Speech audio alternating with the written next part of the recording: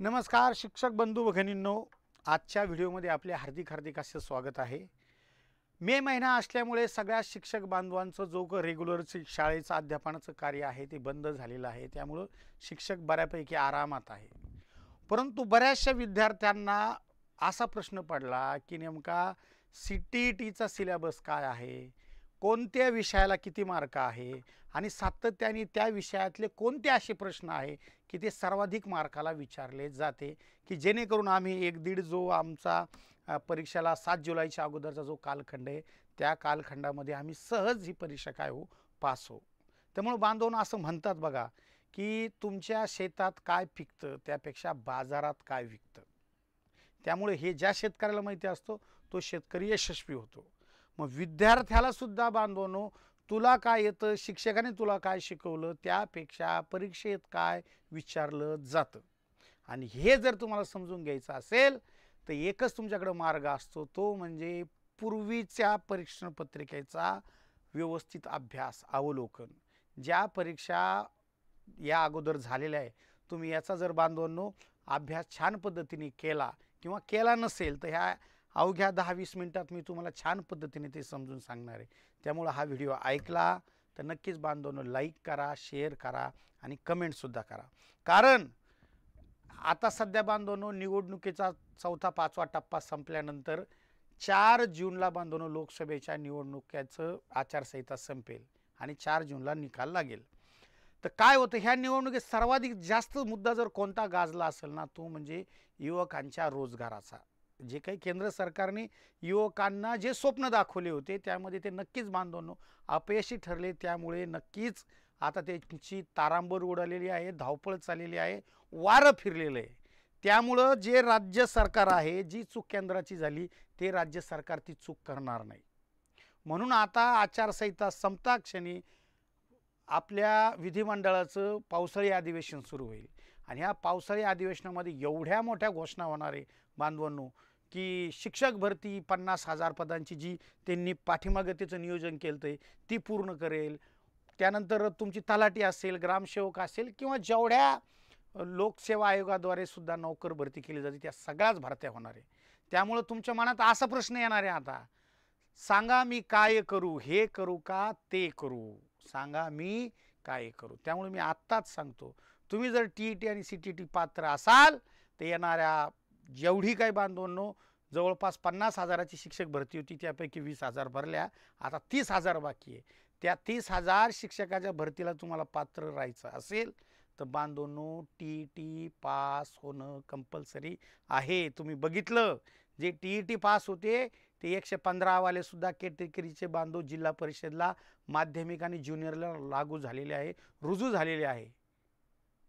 त्यामुळे ह्या सुवर्ण संधीचा येणाऱ्या काळातला सुवर्ण संधी सोडू नका, कारण नंतर परत कधी भरती होईल ते हे तुम्हाला सांगता येणार नाही, कुणालाच सांगता येणार नाही। त्यामुळे बांधवांनो की ह्या सुवर्ण संधीचा नक्की फायदा घ्या। आणि आता मी तुमच्या प्रश्नाचं उत्तर देतो की नेमका सीटेटचा सिलेबस काय आहे। कारण मी हे जे बोलतो ह्या अफिडेविटच्या आधारावर बोलतो, कारण बांधवांनो जे जागृत विद्यार्थी आहे, पालक आहे, ते डायरेक्ट कोर्टात गेले होते की एवढ्या मोठ्या जागा रिक्त असताना सरकार जागा का भरत नाही शिक्षकांच्या। टीईटी सुद्धा वर्षातनं 2दा व्हायला पाहिजे, हे तुम्ही एकदा सुद्धा घेत नाही। मग बांधवांनो ज्यावेळेस परीक्षा परिषदेचे आयुक्त किंवा त्यांचं शिष्टमंडळ कोर्टामध्ये हजर झालं तर त्यांनी अफिडेविट लिहून दिलं की येणाऱ्या जून-जुलैमध्ये जुलै-ऑगस्टमध्ये आम्ही टीईटी परीक्षा घेऊ आणि टीईटी झाल्यानंतर लगेच आम्ही टेट म्हणजे शिक्षक अभियोग्यता म्हणजेच शिक्षक भरतीची परीक्षा घेऊ। त्यामुळे आता शिक्षक भरतीला तुम्हाला पात्र व्हायचं असेल तर आधी येणारी टेट आणि टीईटी तुम्ही दोन्ही पास असणं गरजेचं आहे, दोन्हीपैकी एक तरी पास असणं गरजेचं आहे। तर अगोदर बांधवांनो सीटीईटी परीक्षा आहे, मग त्या सीटीईटीचा अभ्यासक्रम कसा आहे तो आपण या ठिकाणी काय करून घेऊया, समजावून घेऊया। बघा लक्ष द्या, हे इथं सीटीईटी म्हणजे केंद्रीय पात्रता परीक्षेचा सिलेबस। पहिला नियम, ही परीक्षा हिंदीमध्ये असते। चला दुसरा फायदा, हिच्यामध्ये तुम्ही जे डीएड बीएडला शिकलेले आहात अध्यापनशास्त्र, ते अध्यापनशास्त्र इकडं तुम्हाला बांधवांनो किती मार्काला विचारलं जातं, जवळपास ते तुम्हाला इकडं 75 मार्काला विचारलं जातं। बघा किती मार्काला आहे अध्यापनशास्त्र, 75 मार्काला. म्हणजे प्रत्येक विषयाचं 15-15 मार्काचं अध्यापनशास्त्र इथं विचारलं जातं. हा तुमचा प्लस पॉईंट आहे. तिकडं TETला मात्र तसं नसतं. मग पहिला बांधवांनो पेपर असेल तर मग तुमचं इकडं बालमानसशास्त्र, आता तुम्ही इंग्रजी जर कट केली असेल तर इकडं मराठी, त्यानंतर हिंदी, गणित आणि पर्यावरणशास्त्र. तर ह्या सगळ्या विषयाचं 15-15 मार्काचं तुम्हाला अध्यापनशास्त्र असतं. 150 प्रश्न असतात आणि 150च त्याला गुण दिलेले असतात, लक्षात ठेवा. त्यामुळे इकडं खूप चान्स आहे. कारण काय असतं, जसं माणसाचं वय वाढलं का तसं त्याचं स्मरणशक्ती किंवा पाठांतर कमी होत असतं. ही जी परीक्षा आहे इकडची TET ती सगळी पाठांतरावर आहे. ही सगळी आकलनावर आणि उपजनावर आहे. आलं का लक्षात? की तुम्ही शिक्षक असताना ह्या पोझिशनला काय करणार, वर्ग अध्यापनाच्या ज्या समस्या आहे, वर्ग अध्यापनाचे जे नियोजन आहे, ह्या सगळ्या गोष्टी तुम्हाला जर अगोदर येत असेल तर तुम्ही एकदा रिव्हिजन मारली ना तरी तुमचे परफेक्ट प्रश्न येऊ शकतात. आपण जर बघितलं ज्याचं जरासं बरं हिंदी असेल तर मुलांना 150 पैकी 120-130 मार्कापर्यंत मुलं जातात. आलं का लक्षामध्ये? आणि आपण तर लय भारी जादू केलेली आहे. ज्याला हिंदी कळत नाही ना त्याच्यासाठी इकडं मटेरियल मराठीमध्ये आणि तेच मटेरियल तिकडं बांधवणं हिंदीमध्ये. आलं का लक्षात? कारण काय, आता शिक्षक हा कल्पक असावा, आपल्या विद्यार्थ्याच्या समस्या सोडवण्याची कुवत त्याच्यामध्ये असली पाहिजे. हिंदी नाही समजत ना, हे घेणं साईडला मराठी, दोन्हीचं करणं बांधवांनो. आणि मग आता जर तुम्ही 8-15 दिवस चांगल्या पद्धतीने त्या नोट्स वाचल्या तर तुमचा हिंदीचा शब्द भांडार काय होतो, डेव्हलप होतो, वाढतो. चला मग आता ते काय आहे ते बघूया. चला मग हे सिलेबस पहिल्या पेपरचा ह्याच पद्धतीनं तसाच तुमचा सेकंड पेपरचा असणार आहे. सेकंड पेपरचे सुद्धा 2 प्रकार असतात. पहिला असतो कला शाखा. मग कला शाखाला इतिहास भूगोल असतो. मग इकडं सुद्धा परत तसंच बालमानसशास्त्र. इकडं तुमचं इंग्लिश कॅन्सल केलं असेल तर मराठी, त्याच्यानंतर हिंदी, इतिहास आणि भूगोल ह्या प्रत्येक विषयाचं 15-15 मार्काचं अध्यापनशास्त्र आहे. त्यामुळे त्याला अत्यंत मजेशीर आहे. आणि सगळंच बांधवांनो काही ती हिंदी हार्ड नसते. तुमचं जर इकडं मराठी भाषेचं अध्यापनशास्त्र पक्क झालं रे झालं ते आपोआप तुमचं हिंदीचं होतं. एका दगडात 2 पक्षी मारणे ज्याला म्हणतात ती बांधवणूक प्रक्रिया या ठिकाणी तुम्हाला झालेली दिसून येते. आणि बऱ्यापैकी तेच प्रकरण बांधवून इतिहास आणि भूगोलामध्ये सुद्धा असतात. फक्त इकडं थोडं भूगोलाच्या अध्यापन पद्धती, भूगोलाचे तंत्र आणि साधने, भूगोलाच्या संदर्भातलं मूल्यांकन ह्या गोष्टीवरती तुम्हाला लक्ष केंद्रित करावं लागतं. पुढे म्हणजे मी तुम्हाला थोडक्यात सांगू का, ज्या पोरांनी इमानदारीनं DED BED केलंय रेग्युलर कॉलेज ते पोरगं इकडं पासच व्हायला पाहिजे. कारण मला माहिती आहे DED BEDच्या मुलाला 12वीला ग्रॅज्युएशनला कमीत कमी 85% कमीत कमी. मग त्या 85%वालं पोरगं इकडं लई त्याला सहज सोपं होणार आहे. कारण त्याने इमानदारीने ते केलेलं आहे. मला माहिती आहे त्या मास्तर लोकांनी तुम्हाला प्रॅक्टिकल मार्काची धमक्या देऊ एवढे तुमच्याकडून लिखाण करून घेतलेलं आहे. त्यामुळं तुमच्या त्या कन्सेप्ट बऱ्यापैकी क्लिअर आहे. फक्त जे काही मधल्या काळामध्ये विस्मरण झालेलं आहे ते फक्त एकदा त्याला उजळणी देणं अत्यंत गरजेची आहे. त्यामुळे लक्ष द्या. परत बालमानसशास्त्र, इकडं मराठी बांधवांनो, त्यानंतर इकडं हिंदी, गणित आणि विज्ञान.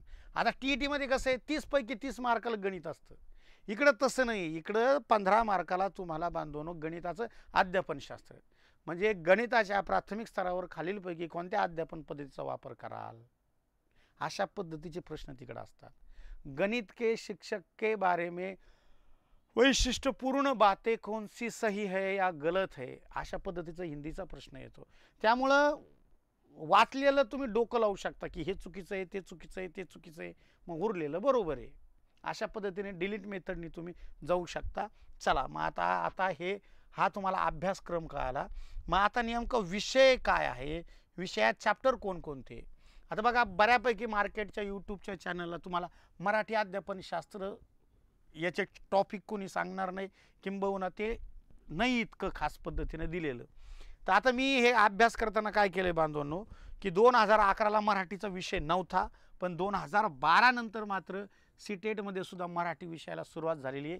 12 ते 22 या 10 वर्षामध्ये जेवढ्या तुमच्या प्रश्नपत्रिका मार्केटमध्ये उपलब्ध होत्या त्या परीक्षाचं प्रत्येक चॅप्टर वाईज मी काय केलं, वेगवेगळं ते काढलं आणि बांधवून असे सिरियल नंबरने लावलं की समजा हे एकूण 10 चॅप्टर तुम्हाला 15 मार्काला विचारले जातात. मग या 10 चॅप्टरपैकी सर्वाधिक मार्काला जर कोणतं प्रकरण विचारलं गेलं तुम्हाला असं जर माहिती पाहिजे असेल तर ते म्हणजे 22 प्रश्न विचारले गेले गुरुजी. ते म्हणजे तुमचं वर्ग अध्यापनातील समस्या. प्रकरण क्रमांक 6 वर्ग अध्यापनातील समस्या. 10 चॅप्टर करायचे चांगले की ज्या चॅप्टरमधून तुम्हाला बांधवनो किती मार्क पडणार आहे 15. आणि उरलेले 15 मार्काचं काय असतं, 5 मार्काला गद्य, 5 मार्काला पद्य आणि 5 मार्काचं व्याकरण. TETला 30 मार्काचं व्याकरण आहे, इकडे फक्त 5 मार्काचं. आलं का लक्षात? लाईक ठोका त्याला, धन्यवाद म्हणत जा. की काय म्हणते की नेमका रस्ता आधी माहिती असल्यानं परीक्षाचा कोणता आहे तो वेळ, पैसा आणि श्रम वाचत असतात. आम्ही शिकवताना आधी अभ्यास करतो, तर्क लावतो की हे DEDचे हुशार कुशाग्र बुद्धीची मुलं आहे, यांच्यासमोर जायचं म्हणजे काहीतरी बांधवणं चांगलं घेऊन जावं लागतं. नाही तर असे गप्पा मारणारे खूप जण आहे असे यूट्यूबवर. काहीतरी फायदा झाला पाहिजे त्या मुलांचा बघता क्षणी. तर चला, आणि हे लिहून पण अधूनमधून घेत जा, उगा बघत जाऊ नका. मी काही शाहरुख, सलमान, ऋतिक रोशन नाही. हा साधा सावळा माणूस आहे, पांढरे कपडे, बोर्ड काळा, तेच ब्लॅक अँड व्हाईट कार्यक्रम आहे आपला सगळा, त्यामुळं लक्ष द्यात जा इकडं.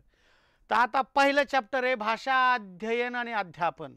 मग याच्यामध्ये भाषा म्हणजे काय, भाषेचं काय महत्त्व आहे, आणि त्यानंतर शिक्षक आणि भाषा शिकवताना काय काय काळजी घ्यावी, या प्रकारचे उपघटक याच्यामध्ये दिलेले आहे. नंबर 2चं बांधवनो भाषा कौशल्य. तुम्हाला माहिती भाषा कौशल्य, श्रवण, भाषण, लेखन, वाचन, हे भाषेचे काय 4 कौशल्ये. मग त्या 4 कौशल्याचे फायदे, तोटे, ते विकसित करताना कोणत्या गोष्टी लक्षात घेतल्या पाहिजे, हे सगळं गोष्टी ह्या दुसऱ्या प्रकरणात आहे. भाषेचे क्षेत्र आणि स्तर, कुठले कुठले स्तर असले पाहिजे भाषेचे, कुठल्या स्तरावर काय शिकवलं पाहिजे. क्षेत्र म्हणजे ज्ञान, आकलन, उपयोजन, कौशल्य, याच्यावर कशा पद्धतीने भाषा विकसित झाली पाहिजे. प्राथमिक स्तर, उच्च प्राथमिक स्तर, माध्यमिक स्तर, उच्च माध्यमिक स्तर, या सगळ्या गोष्टींचा भाषा क्षेत्रात उपयोग करायचा. त्यानंतर अध्यापन पद्धती. मग भाषा विषयासाठी कोणती अध्यापन पद्धती आहे. प्राथमिक वर्गाला असेल तर आपण बांधवनो कथन पद्धतीचा वापर करतो, चर्चा पद्धतीचा वापर करतो. जर वरचा वर्ग असेल तर बांधवनो व्याख्यान पद्धतीचा वापर केला जात असतो. व्याकरण शिकायचं असेल तर उद्गामी अवगामी पद्धतीचा वापर केला जात असतो. आणि जर खूपच वर्ग मोठा असेल स्वयं अध्ययन पद्धतीचा सुद्धा आपण काय करतो, वापर करतो. म्हणजे हे नॉलेज लागतं त्या वर्गाच्या काय म्हणू आपण स्तरानुसार किंवा वयोगटानुसार. त्यानंतर आहे पहा भाषेत मराठीची भूमिका, नाही मराठी भाषेत व्याकरणाची भूमिका. म्हणजे भाषेमध्ये व्याकरणाची भूमिका काय आहे. बहुता वेळेस काय होतं, ज्यावेळेस आम्ही लहान असायचो त्यावेळेस आम्ही जर स्पोकनचा क्लास लावला का, तो मास्तर नुसतं आम्हाला काय करायचं माहिती का, कर्ता कर्म क्रियापद म्हणजे इंग्लिशमधचं सब्जेक्ट वर्ब ऑब्जेक्ट, टेन्सचे प्रकार, ह्याच गोष्टी काय करायचं तो रट्टा मारून घ्यायचा. बघता बघता 2-3 महिने त्यात जायचे, आम्ही कंटाळायचो, तो कंटाळायचा, आणि ते पोरगाचा क्लास तसाच जायचा. तर बांधवनो भाषा शिकवण्यासाठी फक्त व्याकरणच नाही तर आधी ऐकावं लागतं. ऐकलेलं बांधवनो काय करावं लागतं, वाचावं लागतं, वाचलेलं बोलावं लागतं, बोललेलं लिहावं लागतं. ही काय आहे नॅचरल वे किंवा नॅचरल काय पद्धत असते. मग तसं व्याकरणाचं नेमकं काय, तर व्याकरणाचं महत्त्व काय असतं, भाषा शुद्ध करण्याचं साधन. आपले शिंदे सरांच्या पुस्तकात खूप छान पद्धतीने दिलेलं आहे की व्याकरणाने भाषा बोलल्या जात नसते, तिचं जे काही गावंढळपणा असतो, अशुद्धपणा असतो, तो दूर केला जात असतो. ह्या प्रकरणात खूप छान पद्धतीने ते सांगितलेलं आहे. तर नक्कीच तुम्हाला ते समजेल, तसं तुम्ही हुशारच आहात. नंतर आहे वर्ग अध्यापनातील समस्या. खतरनाक समस्या असते वर्ग अध्यापनातील. मग कुशाग्र बुद्धीच्या मुलांच्या वेगळ्या असत्या, मंद बुद्धीच्या मुलांच्या वेगळ्या असत्या, आमच्या मुलींच्या भगिनींच्या वेगळ्या असतात. आलं लक्षामध्ये. मग जसं तो वर्ग परत ग्रामीण भागातल्या वेगळ्या, शहरी भागातल्या वेगळ्या, महानगरातल्या वेगळ्या, हे सगळं परिस्थितीनुसार, भौगोलिक असेल, भाषिक असेल, त्या परिस्थितीनुसार असेल. आदिवासी दुर्गम भाग आहे, तिथले बोली भाषेत जर तुम्हाला ज्ञान नसेल, तुम्ही काय ढेकळं पहिले दुसरीच्या पोराला शिकवणार आहे. मग आधी शिक्षकाला तिथल्या स्थानिक बोली भाषा समजली पाहिजे, त्यानुसार शिक्षण दिलं पाहिजे. या दरम्यान अनेक शास्त्रज्ञांचा सुद्धा उपपत्त्यांचा त्याचा आपल्यात उपयोजन करायचं. नंतर नियोजन आणि मूल्यमापन. तुमचं घटक नियोजन, पाठ नियोजन, वार्षिक नियोजन, त्यानंतर तुमच्या वेगवेगळ्या चाचण्या, प्रथम सत्र, द्वितीय सत्र, तुमचं मूल्यमापनाचं जर बघितले 5 प्रकार आपण सातत्यपूर्ण, सर्वंकष मूल्यमापन, कालिक मूल्यमापन, सातत्यपूर्ण, सर्वांकष मूल्यमापन, हे जे काही प्रकार आहे हे सगळे याच्यामध्ये येत असतात. त्यात लेखी परीक्षा, तोंडी परीक्षा, प्रात्यक्षिक परीक्षा, नैदानिक चाचणी, समवर्तन सूची वगैरे देवा लय मोठा प्रकार आहे याच्यामध्ये. त्यानंतर शैक्षणिक साधनं तुमचे काय म्हणतो दृक साधनं वेगळे, श्राव्य साधने वेगळे, दृक श्राव्य साधनं वेगळे, त्यानंतर आता नव्याने आलेले संगणक वेगळं, प्रोजेक्टर वेगळं, हे यासारखे डिजिटल बोर्ड वेगळे. अरे खतरनाक चॅप्टर आहे. तुम्ही जर डी.एड. बी.एड. इमानदारीने केलं तर हे सगळं व्यवस्थित येणार. त्यानंतर उपचारात्मक अध्यापन अत्यंत महत्त्वाचं चॅप्टर. हे 3 चॅप्टर नेहमीच विचारले जाणार. प्रत्येक विषयात वर्ग अध्यापनाच्या समस्या असतात. इथं मराठीच्या समस्या, हिंदीमध्ये असेल तर हिंदीच्या समस्या.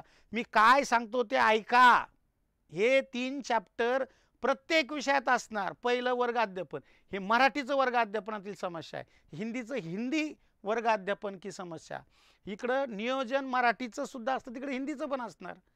आलं लक्षात. प्रत्येक विषयात हे शैक्षणिक साधनं सुद्धा प्रत्येक विषयानुसार वेगवेगळे असतात. उपचारात्मक अध्ययन सुद्धा असतं. म्हणजे हे 4 चॅप्टर अत्यंत महत्त्वाचे. हे 4 चॅप्टर तुम्ही जर इथं केले तर बांधून हेच 9व सुद्धा उपचारात्मक अध्ययन. उपचारात्मक अध्ययन म्हणजे काय? विद्यार्थ्याच्या समस्या शोधून बांधवनो त्या निदानात्मक पद्धतीने काय करणे, सोडवणे. म्हणजे गावंढळ भाषेत सांगायचं म्हणजे बांधवनो की डोकं दुखत असेल तर डोकं दुखण्याचं कारण शोधणे, डोक्याला झेंडूबाम लावणे. तुमचं आमचं कसं असतं, आख्या अंगाला झेंडूबाम लावून घ्यायचं, माणसं लय चुनचुन व्हायला. अरे ते झेंडूबाम डोळ्याला लागलं चुनचुन करण ना. तुझं जर डोकं दुखतं डोक्याला लाव, कंबर दुखतं कमराला लाव, आख्या अंगाला काय घोसळीतोय. त्यामुळं पाहिजे जातीचे येड्या गबाळ्याचे काम नव्हे. अभ्यास करणं काही इतकं बांधून अवघड नाही आहे. परंतु काय काय काय करावं लागतं माहिती का? तुकाराम महाराज म्हणते,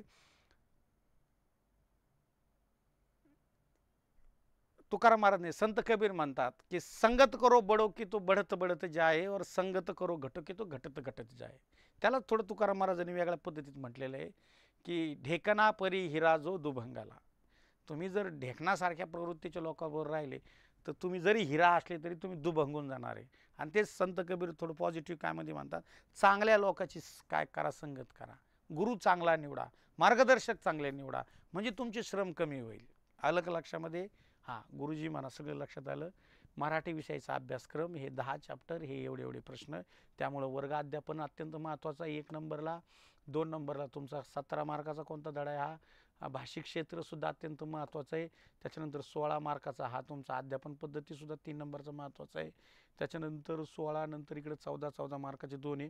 म्हणजे 2-3 चॅप्टर जर चांगले केले आणि हे 4 चॅप्टर केले तर बांधवांनो जास्त कष्ट करायची गरजच नाही आहे. आणि आधी तुमच्या मराठीच्या मातृभाषेत ते समजून घ्या.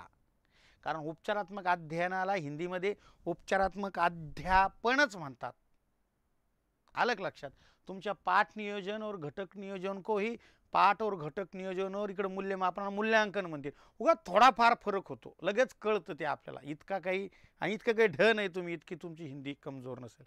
माझं तर 10वीला 12वीला BAला डायरेक्ट डी.एडलाच होती हिंदी, BEडला तर इंग्लिशच होतं. म्हणजे फक्त बांधवनो 5वी नंतर फक्त डी.एडला माझं हिंदी होतं. तरी मी जर हे त्यामध्ये शिकवण्याचा प्रयत्न करत असेल तर तुम्हाला परीक्षा तर द्यायची आहे. 4 पर्यायापैकी 1 पर्याय शोधता येत नाही का तुम्हाला?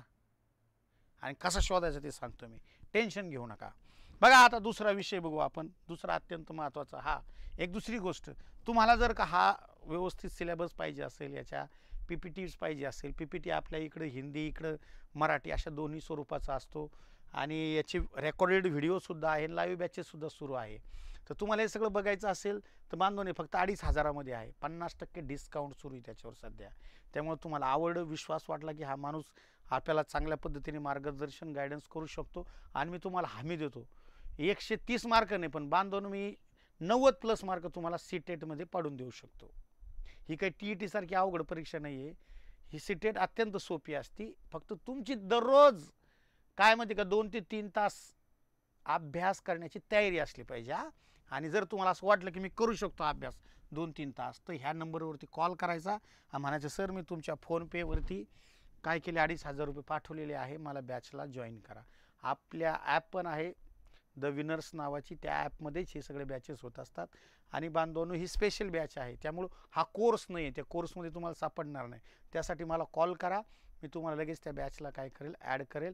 मागचेही सगळे रेकॉर्डेड व्हिडिओ तुम्हाला बघता येतील आणि इथून पुढचे सुद्धा लाईव्ह क्लास तुम्हाला बघता येईल. चला पुढे पुढे पुढे गुरुजी, पुढे पुढे बघा. मग गुरुजी, बाल विकास एवं शिक्षाशास्त्र हिंदी. आता हे हिंदीमध्ये असतं, लक्ष द्या. शिक्षण एवं अधिगमन म्हणजे तेच आपलं शिक्षण म्हणजे शिक्षणच, आणि अधिगमन म्हणजे अर्जित करणे किंवा मिळवणे असा त्याचा अर्थ आहे. म्हणजेच अध्ययन आणि अध्यापन हेच. फक्त इथं व्ह्यू हा लक्षात ठेवायचा आहे की बालकाचं अध्ययन, बालकाचं अर्जन हे कशा पद्धतीने होईल, त्याचे वेगवेगळे सिद्धांत आहे. ते सिद्धांत ह्या प्रकरणात विचारले जातात, त्याला 25 मार्क आहे. त्यानंतर सोचनावर शिखाना, तुमची विचार प्रक्रिया आणि शिक्षणाचा काय संबंध आहे तो या ठिकाणी विषय येतो. बालक की समस्या, तिकडे पाहिलं होतं का आपण समस्या? तिकडे कोणती समस्या पाहिली होती? वर्ग अध्यापनाची समस्या. इथं कोणाची समस्या आहे? बालक की समस्या. वैकल्पिक अवधारणा आहे, म्हणजे तुमच्या वेगवेगळ्या संकल्पना याविषयी या ठिकाणी दिलेल्या आहे. त्यानंतर अभिप्रेरित एवं अधिगमन, प्रेरणा आणि बांधवांनो तुमचं शिक्षण. त्यानंतर पुन्हा मूल्यांकन इथं परत आलं, रिपीट. समावेशन शिक्षा आली, म्हणजे समायोजन करणे. तुमचे विशेष एवं वंचित बालक, वेगवेगळे जे काही विशिष्ट लक्ष गटातील बालक असतात त्याविषयी. प्रतिभाशाली और सृजनशील बालक, ते सुद्धा इथं बालक आलेले. म्हणजे आपण जर बघितलं बांधवांनो की 2-4 चॅप्टर तेच इकडून तिकडे तिकडून इकडे काय होते, रिपीट होते. एका ठिकाणी जर ते व्यवस्थित केले आणि त्या विषयाचा जर तो मुद्दा आपण 2-3 कन्सेप्ट क्लिअर केल्या तर खूप कमी वेळात तुमचा अभ्यास होऊ शकतो. म्हणजे 4 चॅप्टर हे प्रत्येक विषयात यायला लागले. आपण 10 चॅप्टर जरी पकडले तर बांधवांनो 4 रिपीट होईल, तर 4×5 20 चॅप्टर तुमचे काय होतात, रिपीट होईल. म्हणजे एकूण 20, 10 चॅप्टर जरी पकडले, 10×5 50, म्हणजे 50 पैकी बांधवांनो तुमचे 20 चॅप्टर रिपीट होईल. मग उरले 30च चॅप्टर. त्या 30 चॅप्टरचा दररोज एका दिवशी एक जरी अभ्यास केला तर 30 दिवस लय झाले राव ह्या परीक्षेला. पण तुमच्याकडे पुस्तकं दर्जेदार पाहिजे, नोट्स दर्जेदार पाहिजे, रेडीमेड पाहिजे. का असतं, लहानपणी मुलाला दात पण नसतात आणि नेमकं कसं चावायचं ते पण माहीत नसतं. पण आई नेमके काय करते, तो पदार्थच असा करते की त्याला चावायची गरज नाही पडली पाहिजे, त्याला ते अंगी तर लागलं पाहिजे. मग तुम्हाला जरी समजत नाही ना, मी पदार्थच असा करून देणार आहे तुम्हाला की तुम्हाला तो अंगीच लागला पाहिजे बांधवांनो. हां, लागणार, टेन्शनच घेऊ नका. कारण शिकवताना हिंदी प्लस मराठी शिकवत असतो आपण. तुम्हाला हे समजावं म्हणून मी मराठी सांगायला लागलो, कारण समजणं महत्त्वाचं आहे, उगं फुगीरपणा करायचा नाही. पहा पुढे दुसरा, आता उदाहरणार्थ की मी कसं शिकवतो, कसं आम्ही तुम्हाला शिकवणार. नमुना, बालक विकास के सिद्धांत. तिथं पहिला चॅप्टर होता की अध्ययन और अर्जन, आणि शिक्षण एवं अर्जन म्हणजे अध्ययन आणि अध्यापन, आपण त्याला मराठीत म्हणू. तर हे त्याचे सिद्धांत आहे बालकाच्या संदर्भात. अध्ययन अध्यापनाचा पहिला सिद्धांत आहे निरंतरता का सिद्धांत. निरंतरता. आता निरंतरता तुम्हाला जर मराठीत माहितीच नाही आहे तर काय ढेकळं कळणार आहे तुम्हाला, आणि ते हिंदी वाचून वाचून ते लगेच लक्षातून जाईल तुमच्या. मग त्याच्याकरता पाहिजे बांधवांनो मायबोली मराठी. मग निरंतरला काय म्हणते मायबोली मराठीमध्ये, त्याला म्हणतात सातत्याचा. मी नुसतं सातत्याचं जरी तुम्हाला सांगितलं ना की सातत्य आणि अध्ययन काय संबंध आहे, तर तुम्ही लगेच संबंध जोडता की कुठल्याही गोष्टीचं अध्ययन करायचं असेल तर बांधवांनो त्याच्यामध्ये सातत्य लागतं, किंवा अध्ययन हे सातत्यपूर्ण असतं. ते जन्मापासून ते मृत्यूपर्यंत माणूस प्रत्येक क्षणोक्षणी काहीतरी ज्ञान अर्जित करीत असतं. हा सिद्धांत आहे सातत्याचा. म्हणून तुम्हाला जर अपयश येत असेल तर बांधवांनो तुम्ही त्यामध्ये कधी ना कधी यशस्वी होणार, फक्त सातत्य ठेवा. एक मला आठवतं, मी विद्यार्थी दशेत असताना भरत आंधळे नावाचे एक व्यक्ती IAS झाले होते किंवा IAS झाले होते वाटतं. तर IAS दर्जाचे त्यांना ते पद मिळालेलं होतं. तर त्यांनी त्यांच्या मुलाखतीत सांगितलं होतं, लोक म्हणतात की यश ही अपयश ही यशाची पायरी आहे म्हणे. पायरी बरं का, पायरी. अपयश ही यशाची पायरी आहे. पण ते म्हणे मी अपयशाचा जिना चढून आलेलो आहे म्हणे. 13 ते 14 परीक्षा बांधवांनो ते अपयशी झाले होते. म्हणजे त्यामध्ये तलाठी, ग्रामसेवक, PSI STI वगैरे अशा प्रकारच्या परीक्षा देत देत देत देत आणि त्या शेवटच्या त्यांचा जो स्पॉट होता PSI आपलं IASचा, तर त्या शेवटच्या UPSCच्या परीक्षेत ते सिलेक्ट झालेले होते. म्हणजे हे लागू होतं तिथं. त्याला हिंदीत काय म्हणणार मग गुरुजी? त्याला हिंदीत म्हणणार निरंतरता का सिद्धांत. आलं का लक्षात? हे झालं मी तुम्हाला मनाने स्पष्टीकरण दिलं. पण आपल्या नोट्समध्ये काय दिलंय? इस सिद्धांत के अनुसार विकास एक न रुकने वाली प्रक्रिया है. बघा, जो बालक का विकास है वो न रुकने वाली क्या है? प्रक्रिया है. जैसे शारीरिक विकास हो, मानसिक विकास हो, सामाजिक विकास हो, संपूर्ण विकास इसी निरंतरता के कारण भली भांति संपन्न होता है. शारीरिक, मानसिक, बौद्धिक, भावनिक, भाषिक, ये जो सारे विकास है भाई, ये सब निरंतरता के कारण क्या होते हैं? विकसित होते हैं. उदाहरण दिया है यहाँ पर, देखो निरंतरता का. गर्भ से मृत्यु तक. देखो मैंने तो आपको जन्म से कहा था, लेकिन हमारा जो श्री कृष्ण का भांजा और अर्जुन का बेटा अभिमन्यु, वो गर्भ अवस्था में ही उसने चक्रव्यूह में किस तरह युद्ध करते हैं वो सीखा था. एवढी मोठी संस्कृती बांधवांनो. जर तो अर्जुनाचा मुलगा गर्भावस्थेत जर का चक्रव्यूहात जायचं कौशल्य शिकू शकतो, अरे तुम्ही आम्ही एवढं मोठं चांगलं डिजिटल ऑनलाईन माध्यम असताना आपण साधी 5 सीटेड TET परीक्षा पास होऊ शकत नाही का राव? पण तितकी एकाग्रता लागते राव, तितकी जिद्द लागते, तितकी आग लागत असते, तेव्हा ते घडत असतं. असलं का डोक्यामध्ये तुमचं काय म्हणजे का, तहान लागल्यावर तुम्ही विहीर खांदिता नाही मी, आणि कसं होईन ते. तुम्ही हुशार आहात हे मला माहिती आहे. मी 5 वर्ष DED BEDला शिकवलेले. पोरं लय हुशार असते, पण ते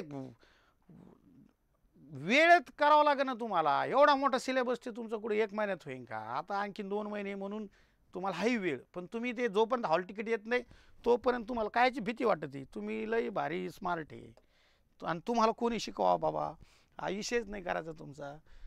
तुम्ही काय सासूचं ऐकता का सासऱ्याचं ऐकता? नोकऱ्याला तुम्ही नवऱ्याला तर येड्यात काढता. मास्तर काय राहिला आता, म्हणे याला काय येतं त्याला काय येतं असं म्हणता म्हणता 10-5 वर्ष निघून गेली. याला काही येत नाही त्याला काही येत नाही, असं जाऊ द्या. तो तुमचा भाग. हिंदी बघा आता, हिंदी अध्यापन. हिंदीमध्ये सुद्धा तिकडे पाहिलं होतं आपण, अधिगमन एवं मार्जन पाहिलं होतं का? हा, तिकडं सुद्धा तेच होतं, अधिगमन अर्जन. इकडं तेच चॅप्टर आहे. त्यानंतर भाषिक शिक्षा का स्तर तिकडे बघितलं होतं आपण. भाषा शिक्षण के सिद्धांत तिकडं बालक के सिद्धांत बघितले होते. व्याकरण में भूमिका मराठीत पाहिलं होतं. कक्ष की समस्या म्हणजे वर्ग अध्यापनाची समस्या. भाषा कौशल्य मराठीत पण पाहिलं होतं. भाषिक मूल्यांकन तिकडं सुद्धा मूल्यांकन पाहिलं होतं. शिक्षण सहाय्यक सामग्री मराठीत पाहिली होती. उपचारात्मक अध्ययन पाहिलं होतं. राष्ट्रीय रूपरेषा सुद्धा पाहिलं होतं. पहा, हे चॅप्टर जशाच तसे आले. गुरुजी किती सोपं करून ठेवलं बघा बरं मग मी तुमच्यासाठी. मग तुम्हाला हे 4 सोडून हे बाकीचे करा ना. आणि हे सगळं आहे ना डाटा एवढा, हे त्या 14 क्वेश्चन सोडा, हे वाचा, हे वाचा, हे वाचा, हे 23 क्वेश्चन भाषिक कौशल्यावर, इकडचे 23 तिकडचे ते वेगळे. अरे किती जबरदस्त अभ्यास होईल, किती नमुने आहे तुम्हाला. हे सगळं मी देणार तुम्हाला मटेरियल PDF स्वरूपात. आणि याचे व्हिडिओ सुद्धा तयार करून ठेवलेले. हे PDF वाचायचे नाही, वाचले का व्हिडिओ पाहायचा, आणि नाही असले का मला आठवड्यातून 2दा आपण झूमवर घेतोच. मला प्रत्यक्ष बोलणं होतं आपलं तुमचं आणि माझं. मी म्हणणार ताई दादा काय प्रॉब्लेम आहे, मग तुम्ही म्हणणार असा असा प्रॉब्लेम आहे, मग मी तुम्हाला समजून सांगणार. हो, वैयक्तिक उपचारात्मक अध्ययन पद्धतीनेच मी शिकवतो. इथं जर मी तुम्हाला शिकवत असेल की मुलांचं जर प्रगती तुम्हाला गतिमान करायची असेल तर मुलांच्या जवळ जाऊन त्याच्या समस्या शोधून त्यावरती मलम लावा, त्यावरती उपाययोजना करा, निदानात्मक पद्धतीचा वापर करा. तर मग मी सुद्धा तुम्हाला तसं करावं लागेल ना. हां, समजलं. त्यानंतर गुरुजी पुढे चला. आता गुरुजींनी गणित अध्यापन. बऱ्याच पोराला ताण होता की 30 गणित सोडता 1 तास कधी निघून जातो आमच्या पोराला कळत नाही. आता इकडं 30 सोडायचे नाही, 15 गणित आणि 15 गणिताचं अध्यापनशास्त्र. मग यामध्ये गणित प्रकृती म्हणजे गणिताचा बांधवानो काय स्वरूप, प्रकृती म्हणजे स्वरूप. त्यानंतर पाठ्यक्रम का स्थान, गणित की भाषा, सामुदायिक गणित, गणित के मूल्यांकन, शिक्षण समस्या, विद्यार्थी में त्रुटि, उपचारात्मक शिक्षण, राष्ट्रीय पाठ्यक्रम रूपरेषा. अर्धे चॅप्टर तेच आले, रिपीट करायची गरज नाही. त्यानंतर बघा इकडं पर्यावरणशास्त्र. मग पर्यावरणशास्त्रात 3 सब्जेक्ट असतात, इतिहास, भूगोल आणि विज्ञान. मग ह्या इतिहास, भूगोल, विज्ञानाचं अध्यापन कसं करावं? मग पर्यावरण म्हणजे काय? अधिगमन के सिद्धांत तेच. पर्यावरण के क्षेत्र कौन कौन से है? त्याच्यानंतर पर्यावरण शिक्षण के तरीके म्हणजे अध्यापन पद्धती, बरं का. तरीके म्हणजे अध्यापन पद्धती. अतिविधिया एवं प्रयोगात्मक कार्य म्हणजे हेच अध्यापन पद्धतीच्या पद्धतीने. सतत व्यापक मूल्यांकन हेच मूल्यांकन आला शब्द. सहाय्यक सामग्री, समस्या और पाठ्यक्रम की रूपरेषा. परत तेच ते चॅप्टर रिपीट झाले की नाही. शेवटचे 4 चॅप्टर रिपीट होतात पहा, लक्षात ठेवा आवर्जून. त्यानंतर हे बघा बांधवांनो, विज्ञान. तुम्ही जर विज्ञान शाखेचे असाल तर तुमच्यासाठी BSc BEd गुरुजी, माता भगिनींनो लक्ष द्या. बघा मग आता प्रकृती एवं संरचना म्हणजे विज्ञानाचं स्वरूप आणि त्याची संरचना काय आहे. त्यानंतर प्राकृतिक लक्ष्य एवं उद्देश, महत्व एवं उनकी समज, उपागम, एकीकृत उपागम, हे उपागम आणि त्याचे वेगवेगळे प्रकार. त्यानंतर शिक्षण आणि विधिया. त्यानंतर नवाचार, शिक्षण सहाय्यक सामग्री, मूल्यांकन, उपचारात्मक अध्ययन और विज्ञान के संबंधित समस्या. असे हे 10 चॅप्टर आहे. सोपं आहे की नाही? आता वाटतं का पास होता? व्हायलाच पाहिजे. काय अवघड आहे? तुम्ही ते बघा ना बाकीचं.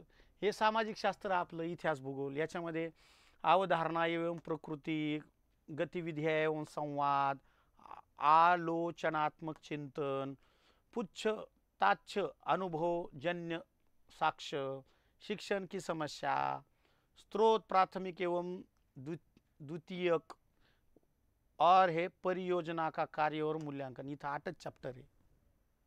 असे बांधून हे चॅप्टर, ह्या चॅप्टरचं व्यवस्थित एका बाजूना मराठी, एका बाजूना हिंदी. ज्याचं हिंदी चांगलं समजतं आधी त्याला हिंदीतून समजून सांगणार, ज्याला नाही समजत थोडं 50-50 करणार, कारण समजणं गरजेचं आहे. आपल्याला फुगीरपणा नाही करायचा आहे, आपल्याला समजून घ्यायचं आहे. आलं का लक्षात? ओके.